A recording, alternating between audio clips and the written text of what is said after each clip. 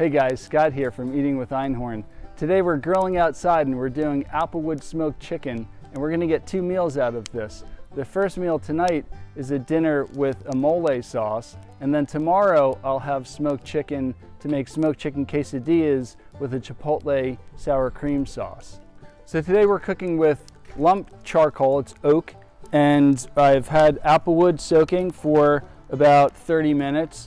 I have some apple trees, so I just use the cuttings from that. You could get apple wood chips in the store, or you could use any other kind of chip. I really like fruit tree chips, so applewood's the nicest, I think. I also have about 9 pounds of chicken. I have 3 split breasts, and I have 3 legs that I separated. So let's get started. This is going to be good. So we have our legs that I separated already. So we have a few drumsticks, right? And we have a few thighs. And then for the breasts, what I'm going to do, just to speed up the cooking process and to get more area for smokiness, I'm just going to like halve each of the half breasts.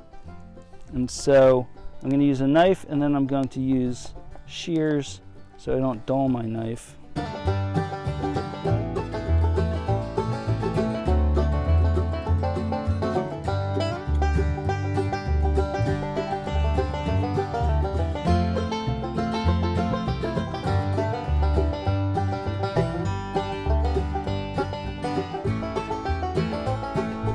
Okay, so here we go, folks. We're going to get some applewood on the fire. You're witnessing, this is the last cooking session for this Weber grill, because I don't know if you can see, but 2 of the legs have completely rusted off, and it's basically just balancing here right now. So pretty much at any time it could, I guess, just fall all over the grass. All right, so we have our chicken pieces. We have them halved. We're going to get them on here. Now, the legs are going to go a little bit longer than the other pieces. I don't think we're going to get them all on at the same time. We'll start them like this.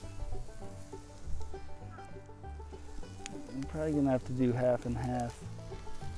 It doesn't look like a lot of coals in there. Well, I don't know if you can see down into the bottom, but there's actually a lot that fall to the very bottom. So we'll do 2 batches. That's perfect. And then we're going to put the top on. And hopefully my grill won't fall apart.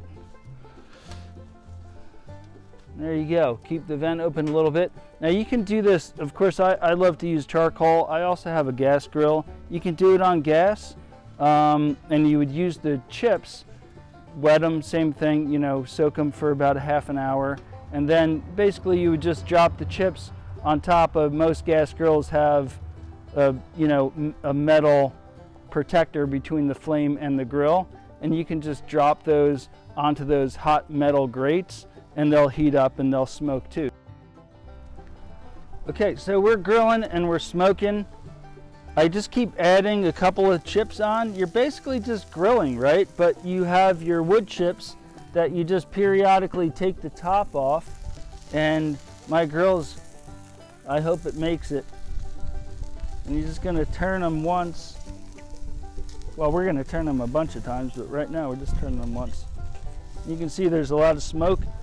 Now you should of course have longer tongs than I have, but I couldn't find my long tongs, so we're just using these. So now they're on the bone side, which is the better side to smoke on and grill on, hot grill, because you don't have to really worry too much about it burning the meat. We'll get a couple more chips on there.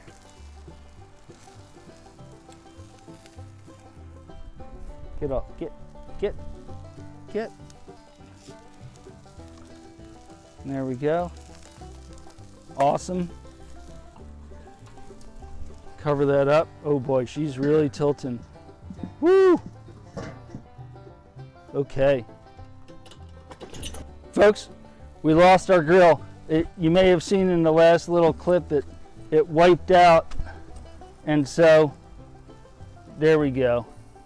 Oh, there we go, perfect. Okay, we're good. Our chicken shifted a little bit when our grill wiped out, but we have it propped up here, so we're good to go. We're gonna keep on going here. This is great. All right, very good. Let's turn these on their ends. Perfect.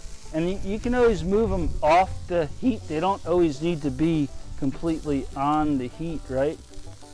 We can do like indirect heat. And so that's what we're gonna maybe start doing here a little bit so we don't burn anything, right? So they're perfect, they're not burned at all. Like that. We're gonna add a couple more chips.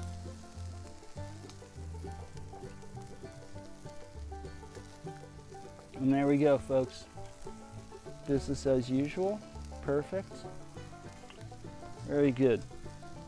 Top on. Okay. So some of these pieces are pretty big, right? I got like this big jammin' breast here, right? That we, of course, halved already. Well, so they were split breast, so it's really like a quarter of a breast. But what I did was I just kind of butterflied it open like right on the grill. And here's another big one, so I'll show you. Just get this out of the way. And you can just open this up really easily. And you can just put that down again.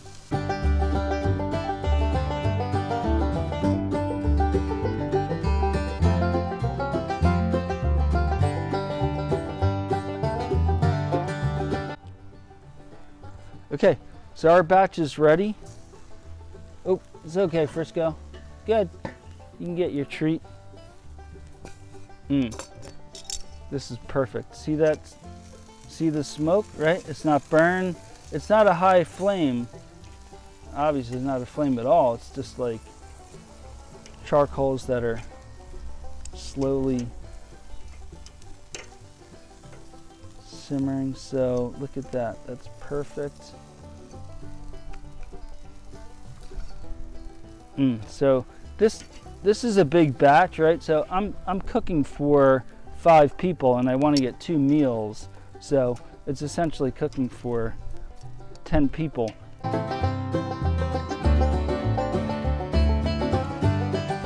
So we're making the chipotle puree that I use in and alongside my mole, and it's the central flavor for the quesadilla sauce. It's super easy, and to have a jar of this stuff in the fridge is essential. Just knock 2 cans of chipotle peppers and adobo sauce into a blender and, well, blend. Side note, please don't ever be tempted by a can that reads Chipotle sauce. I get it, we're all super busy, and some pre-made stuff is awesome for a time saver.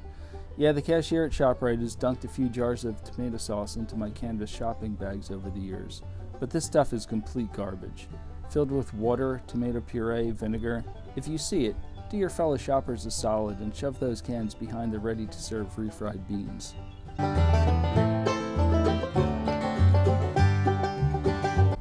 Alright, sorry, done with that little rant. Your chipotles will probably be too thick and will need some coaxing. Just dump a 1/4 cup of water into the blender, hit the switch, and shake a bit.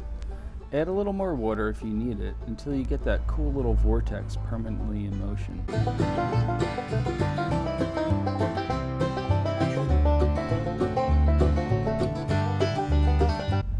Dump it into a fine mesh strainer over a bowl, and using a good-sized sturdy spoon, work it through the strainer until your hand is ready to fall off, periodically scraping the outside into the bowl and trashing the solid paste. Transfer to a jar and stash in the fridge. This stuff's good for over a month. Believe me, this step is worth it. You'll have a super smooth, ready-to-use chipotle puree for chilies, sauces, rubs, stews, and as a straight-up condiment to add some smoky heat to any dish. Well, quick change of plans. The kids are all over me for the quesadillas. So I'll do the mole for tomorrow and make the chipotle sour cream, chop up some chicken, and grate some cheddar. You gotta pick your battles, right? Plus, I love smoked chicken quesadillas. Okay, so for enough sauce for 5 and plenty for leftovers, let's do about 1 tablespoon of puree. Alright, easy there, cowboy. We'll have to get some of this back into the jar. This stuff has a pretty serious kick. Oh yeah, word of caution. When you're rinsing your Chipotle-lined blender, bowls, and utensils, be careful. The fumes will smack you right in the face and take your breath away. Alright, get about a cup of sour cream in there. Not sure why I didn't just have the container out. No sense trying to look slick, especially after the grill wipeout earlier. Anyway, give a couple squeezes of lime. Half a teaspoon of salt is a good start, and around a teaspoon of honey. Take a whisk to it. I tend to whisk too much. I like whisking. Way back in my chefing days, when there was no hollandaise on the menu, just for shits and giggles, I would periodically make whipped cream and meringue by hand. This right here, by the way, folks, is really not good whisking form, but it's a tiny bowl, so yeah. Add a couple tablespoons of half and half or heavy cream and combine. Give it a taste and adjust with lime, salt, honey. You can never taste enough. One of the #1 problems with beginner cooks is that they don't taste enough. So, final tweaks and you're done. Like the Chipotle puree, this stuff is magic, dolloped on a bowl of chili or fish tacos, any tacos really, grilled meats. I've been caught pouring it over tortilla chips. On to the quesadillas. Get your pan on medium-low heat and add a tablespoon of oil. I use olive or grapeseed. The latter's better for higher heat and it doesn't really have a flavor profile. I like to wipe it around with a paper towel. Toss your tortilla shell in, put down a layer of freshly grated cheddar. I use pre-grated sometimes. Hey, it's easy, but it doesn't melt nearly as well because there are additives to keep it from clumping together while it waits for you to chuck it into your shopping basket. Next, layer with your chopped smoked chicken, sprinkle with a combo of cumin, chili powder, and salt. Cover with a shell, press, and give it a few turns counterclockwise to reverse your aging process, and let it cook for a few minutes, peeking to gauge the right flip time.